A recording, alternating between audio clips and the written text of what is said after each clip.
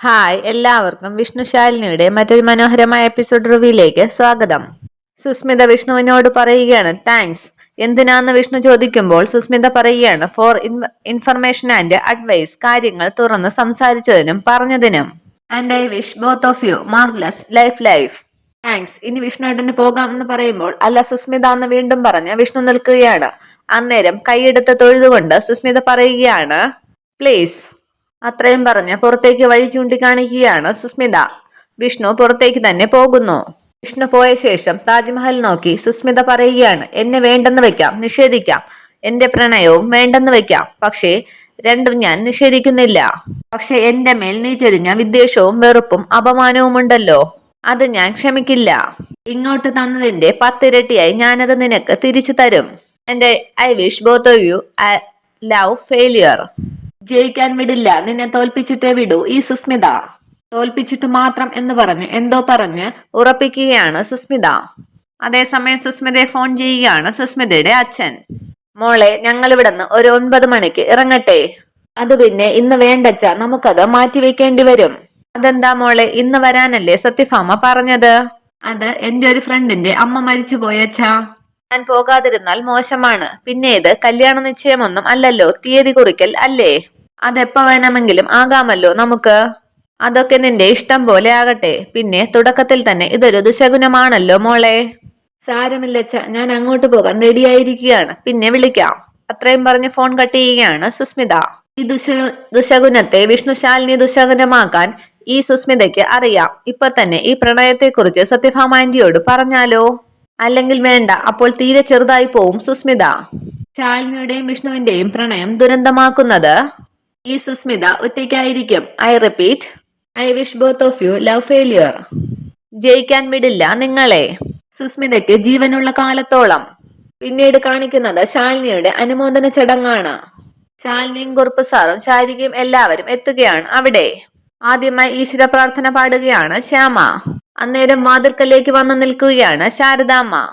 ശാലിനി കാണാതെ മറഞ്ഞു നിൽക്കുകയാണ് ശാരദാമ്മ.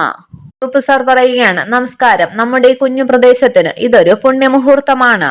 നമ്മുടെ അയൽപക്കത്ത് നിന്നൊരാൾ സിവിൽ സർവീസിന്റെ ആദ്യപടി കടന്നിരിക്കുന്നു. നമ്മുടെവരുടെയും പ്രിയപ്പെട്ട കുടുംബശ്രീ ശാരദയുടെ രണ്ടാമത്തെ മകൾ ശാലിനി IAS പ്രിലിമിനറി പരീക്ഷ പാസ്സായി. നാളെ സിവിൽ സർവീസിന്റെ മെയിൻ എക്സാം എഴുതാൻ പോകുന്ന ശാലിനിക്ക് ഒരു പ്രോത്സാഹനമായിട്ടാണ് ഈ കുഞ്ഞു അനുമോദന ചടങ്ങ് നാം സംഘടിപ്പിച്ചിരിക്കുന്നത്. കുഞ്ഞു ചടങ്ങെന്ന് ഞാൻ പറയുന്നത് മനഃപൂർവ്വമാണ്. കാരണം ശാലിനിക്ക് IAS കിട്ടിക്കഴിയുമ്പോൾ നാം വലിയൊരു ചടങ്ങ് നടത്തും. മന്ത്രിമാരും സാംസ്കാരിക പ്രവർത്തകരും അണിനിരക്കുന്ന വലിയൊരു ചടങ്ങ്. ഇന്ന് അതിനുള്ളൊരു ചെറിയ തയ്യാറെടുപ്പ് മാത്രം. ഇതൊക്കെ കേട്ടിച്ചിരിക്കുകയാണ് ശാരികയും ശ്യാമയും. അതുകൊണ്ട് തന്നെ ഈ കുഞ്ഞു ചടങ്ങിന് സാക്ഷ്യം വഹിക്കാനും ആശീർവാദവും അനുമോദനവും അർപ്പിക്കാനും ഇന്നിവിടെ നമ്മ ക്ഷണിച്ചു വരുത്തിയിരിക്കുന്നത് നിങ്ങളെ വരെയും അറിവിന്റെ ആദ്യാക്ഷരങ്ങൾ പഠിപ്പിച്ച ഒരു ഗുരുവിനെയാണ്. നമ്മുടെ പ്രിയങ്കരിയായ ശാലിനി 1 മുതൽ 10 വരെ പഠിച്ച സ്കൂളിലെ പ്രധാന അധ്യാപകനായ ജയമോഹൻ മാഷിനെ പ്രധാന പ്രഭാഷണത്തിനായി ക്ഷണിക്കുന്നു. പ്രസംഗം കഴിഞ്ഞ് അദ്ദേഹം തന്നെ ശാലിനിയെ പൊന്നാട അണിയിക്കുന്നതും ആയിരിക്കും. പിന്നീട് ജയമോഹൻ മാഷ് പ്രസംഗിക്കുകയാണ്. ഇന്ന് എനിക്കിവിടെ ഓർമ്മ വരുന്നത് 2 വർഷവും പിന്നിട്ട് അനിയത്തിയുടെയും ചേച്ചിയുടെയും കൈപിടിച്ച് സ്കൂളിലേക്ക് വരുന്ന ഒരു കൊച്ചുകുട്ടിയാണ്. അന്ന് രജിസ്റ്റർ പേര് ചേർക്കാൻ ശേഷം ഞാൻ അവളോട് ചോദിച്ചു പേര് എങ്ങനെ വേണമെന്ന്, അച്ഛന്റെയും അമ്മയുടെയും പേരുകളൊക്കെ ചേർത്ത്. അന്നേരം അവൾ എടുത്തടിച്ച് പറഞ്ഞത് എന്റെ പേരിനോടൊപ്പം അച്ഛന്റെ പേര് വേണ്ട, അമ്മയുടെ പേര് മതി എന്നാണ്. അച്ഛന്റെ പേരിന്റെ പ്രാധാന്യത്തെ പറ്റി ഞാൻ അവളെ പറഞ്ഞു മനസ്സിലാക്കാൻ ശ്രമിച്ചുവെങ്കിലും ഒടുവിൽ അവളുടെ ശാഠ്യത്തിന് എനിക്ക് വഴങ്ങേണ്ടി വന്നു. പിന്നീട് മാഷ് പറഞ്ഞ കാര്യങ്ങളൊക്കെ കേട്ട് ചിരിക്കുകയാണ് ശാരദാമ്മ. മാഷ് പറയുകയാണ് സത്യം പറഞ്ഞാൽ ഒരു മകൾ ആദരിക്കപ്പെടുമ്പോൾ അവളുടെ അമ്മ കൂടിയാണ് ആദരിക്കപ്പെടുന്നതെന്ന് ഞാൻ പറയും. എന്നെ ലളിതമായ പാഠങ്ങൾ പഠിപ്പിച്ച ആ കുട്ടി ഉയരങ്ങളിലെത്തുമെന്ന് അന്നേ എനിക്ക് അറിയാമായിരുന്നു. എന്റെ അന്നത്തെ അനുമാനം ശരിയായിരുന്നു എന്നുള്ളതിന്റെ തെളിവാണ് ഈ ചടങ്ങ്. അന്നത്തെ ആ കുട്ടിയാണ് ഇന്ന് ഈ വേദിയിലിരിക്കുന്ന കുടുംബശ്രീ ശാരദയുടെ മകൾ ശാലിനി. അത് കേട്ട് സന്തോഷത്തോടു കൂടി കണ്ണുകൾ നിറഞ്ഞ് കൈയടിക്കുകയാണ് ശാരദാമ്മ. മാഷ് പറയുകയാണ് പക്ഷേ എന്നെ അലോസരപ്പെടുത്തുന്നത് ഈ ചടങ്ങിൽ ശാരദയെ കണ്ടില്ല എന്നുള്ളതാണ്. എന്തെങ്കിലും ശാരീരിക വല്ലായ്മകളായിരിക്കും കാരണമെന്ന് ഞാൻ കരുതുന്നു. എന്നാൽ മാതാപിതാ ഗുരു ദൈവം എന്നതാണ് തത്വം. എന്റെ സ്ഥാനം മാതാവിനും താഴെയാണ് എന്നർത്ഥം. ഏതായാലും 2 വാക്കുകൾ കൂടി പറഞ്ഞ് ഞാൻ ഈ പ്രസംഗം അവസാനിപ്പിക്കാം. ശാലിനി ഇവിടെ ഇരിക്കുന്ന മറ്റു കുട്ടികൾക്ക് എന്നും ഒരു പ്രചോദനമാകട്ടെ എന്ന് ഞാൻ ആശംസിക്കുന്നു. സ്കൂൾ കാലം മുതലുള്ള നിരന്തര പരിശ്രമം കൊണ്ട് മാത്രമേ സിവിൽ സർവീസ് എന്നത് കയ്യെത്തിപ്പിടിക്കാൻ പറ്റൂ. ചിട്ടയായ പഠനവും അധ്വാനശീലവും അത്യന്താപേക്ഷിതമാണ്. അവൾക്ക് പ്രകാശോജ്വലമായ ഒരു ഭാവി ഉണ്ടാകട്ടെ എന്ന് ഞാൻ സർവേശ്വരനോട് പ്രാർത്ഥിക്കുന്നു. ഞാൻ നിർത്തുകയാണ്. നന്ദി, നമസ്കാരം. കുറുപ്പ് സാർ പറയുകയാണ്, ശാലിനിയെ പൊന്നാട അണിയിച്ച് ആദരിക്കുവാൻ ഞാൻ ജയമോഹൻ മാഷിനെ ക്ഷണിക്കുന്നു. അന്നേരം എഴുന്നേറ്റ് ശാലിനി പറയുകയാണ്, എനിക്ക് 2 വാക്ക് സംസാരിക്കണം സാർ. പിന്നെന്താ, വന്നോളൂ. അന്യസദസ്സിന് നമസ്കാരം. ഞാൻ സംസാരിക്കുമ്പോൾ കേൾക്കണമെന്ന് ആഗ്രഹിക്കുന്ന ഒരാൾ ഈ ഹാളിന് പുറത്താണ് നിൽക്കുന്നത്. അന്നേരം എല്ലാവരും പുറത്തേക്ക് നോക്കുകയാണ്. അതാരാണെന്ന് നിങ്ങൾക്ക് ചിലപ്പോൾ സംശയമുണ്ടാകും. എന്നാൽ ഞാൻ പറയാം, അത് എന്റെ അമ്മ തന്നെയാണ്. അത് കേട്ട് പോകാൻ തുടങ്ങുകയാണ് ശാരദാമ്മ. അത് കണ്ട് ശാലിനി പറയുകയാണ്, അമ്മ അവിടെ ഒന്ന് നിൽക്കണം. ഇന്ന് ഇവിടെ ഈ ചടങ്ങിൽ ഞാനൊരു ആദരവ് സ്വീകരിക്കുന്നുണ്ടെങ്കിൽ അതെന്റെ അമ്മ നൽകണം എന്നാണ് ഞാൻ ആഗ്രഹിക്കുന്നത്. അമ്മ അത് നിഷേധിക്കരുത്. നേരം കുറുപ്പ് സാർ ശാരികയോട് പറയുകയാണ്, ശാരികയെ പോയി അമ്മയെ വിളിച്ചു കൊണ്ടുവരൂ. ശാരികയും ശ്യാമയും കൂടി വാ അമ്മയെന്നും പറഞ്ഞ് ശാരദാമ്മയെ അകത്തേക്ക് കൂട്ടിക്കൊണ്ടുവരികയാണ്. ശാരദാമ്മ അകത്തേക്ക് വരുമ്പോൾ എല്ലാവരും എഴുന്നേറ്റ് നിന്ന് കൈയടിക്കുകയാണ്. മുൻനിരയിൽ തന്നെ ശാരദാമ്മ ഇരിക്കുകയാണ്. ശാലിനി പറയുകയാണ്, ഇവിടേക്ക് ഞാൻ വന്നതും ഇത്ര നേരം ഇരുന്നതും പകുതി മനസ്സോടുകൂടിയാണ്.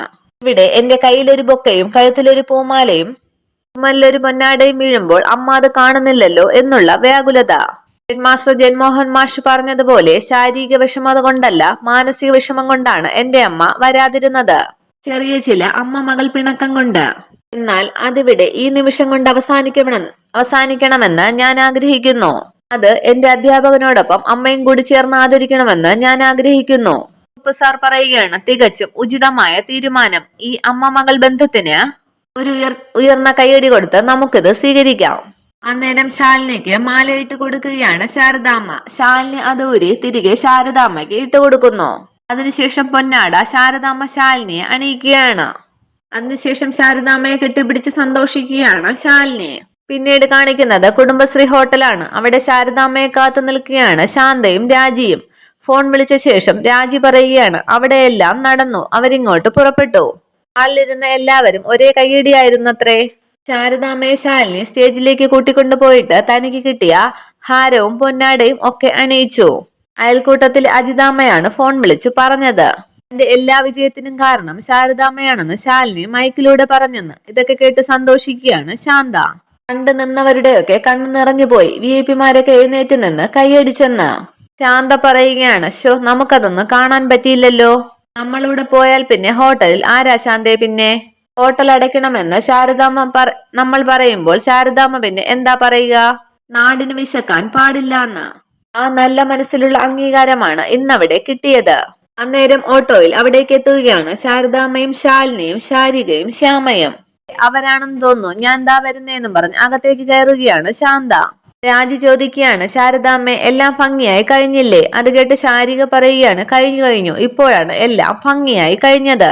രണ്ടായിട്ട് ഇറങ്ങിപ്പോയവർ ഒന്നായിട്ട് വന്ന് കയറിയത് അതുകൊണ്ടല്ലേ? അത് കേട്ട് ശാലിനി പറയുകയാണ്, ഒന്ന് പോ ചേച്ചി അവിടെന്ന്. അന്നേരം ആരതിയുമായി വരികയാണ് ശാന്ത. ശാന്ത പറയുകയാണ്, നിൽക്ക് അങ്ങനെ അങ്ങ് കേറി പോകാൻ വരട്ടെ. ശാലിനി ചോദിക്കുകയാണ്, എന്തിനാ ചേച്ചി ഇതൊക്കെ? അത് കൊള്ളാം, എല്ലാവർക്കും പറ്റുന്ന കാര്യമാണോ ശാലിനി സാധിച്ചെടുത്തത്? എത്ര പേരുടെ കണ്ണു തട്ടിയിട്ടുണ്ടാകും. ആ ദോഷമൊക്കെ ഒന്ന് ഒഴിഞ്ഞു പോകട്ടെ എന്നും പറഞ്ഞ് ശാലിനിക്ക് ആരതി ഒഴിയുകയാണ് ശാന്ത. ഇനി ശാരദാമ്മയ്ക്ക് എന്ന് പറയുമ്പോൾ ശാരദാമ്മ ചോദിക്കുകയാണ്, എനിക്കെന്തിനാ ഇതൊക്കെ?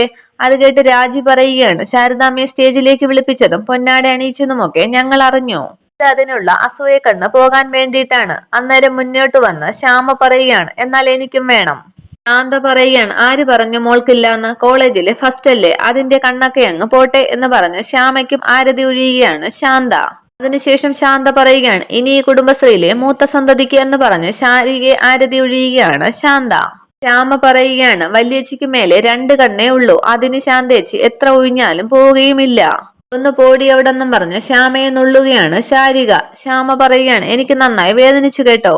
പോട്ടെ സാരമില്ലാന്ന് ശാരദാമ്മ പറയുമ്പോൾ ശാന്ത പറയുകയാണ്, ഇനി എല്ലാവർക്കും അകത്തേക്ക് കയറാം. രാജി പറയുകയാണ്, മോൾക്ക് ഞാനൊരു സമ്മാനം വാങ്ങി വെച്ചിട്ടുണ്ട്, മോൾക്കത് ഇഷ്ടമാകുമോ എന്ന് അറിയില്ല. ശാരദാമ്മ പറയുകയാണ്, അതെന്താ രാജി, സമ്മാനം എന്താണെന്നറിയാതെ ഇഷ്ടമാകോ ഇല്ലയോ എന്നും പറയാൻ പറ്റുമോ? നീ പോയി എടുത്തുകൊണ്ട് വാ. അന്നേരം ഹോട്ടലിലേക്ക് പോയി ചെറിയൊരു ഗിഫ്റ്റുമായി തിരികെ വരികയാണ് രാജി. എന്നിട്ടത് ശാലിനിക്ക് കൊടുക്കുന്നു. രാമ പറയുകയാണ്, അതെന്താണെന്ന് തുറന്നു നോക്ക് ചേച്ചി, ഞങ്ങളും ഒന്ന് കാണട്ടെ. ശാലിനി അത് തുറക്കുകയാണ്. അതൊരു വാച്ചായിരുന്നു. ഇത്രയുമാണ് ഇന്നത്തെ എപ്പിസോഡ് വിശേഷങ്ങൾ. Okay, thank you.